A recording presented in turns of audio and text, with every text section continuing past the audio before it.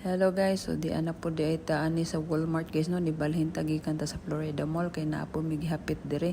O tanawa guys, nakapalit ko ani US Polo nga jacket guys no, kay tigtugnaw nang po dire niya nga akong anak kanay po diyang gray.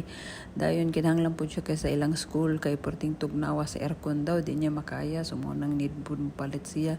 And then waunta na sa plano ni palit na lang mi kay ginahan magpugo sa color no. And then guys, human ni palit ta aning kaning mga soup guys kay need kay nako, pero nasayo pa yung palit kay imbis ang clam chowder di akong daghano, mushroom naman hinon na palit ko duha nga di pa man day mistak dire.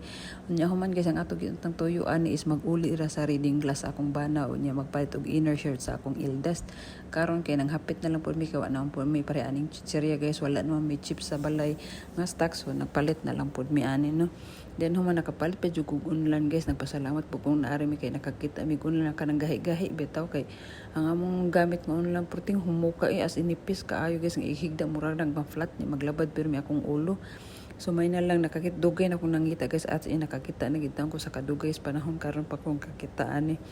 May na lang. Then human guys, nagbayad na mi dayon no, kay human na mamig pangita niya akong mga anak ditong makdo kay nagpalit kay gigutom na pud.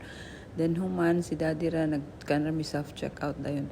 Tanawan na ilang plastic guys, as in unlimited na halos kung pwede usa ka item, usa ka plastic pwede kay tanan, kay kung naagali ka share ang ilang buhaton no sus usa ka plastic usa ka plastic usa ka item.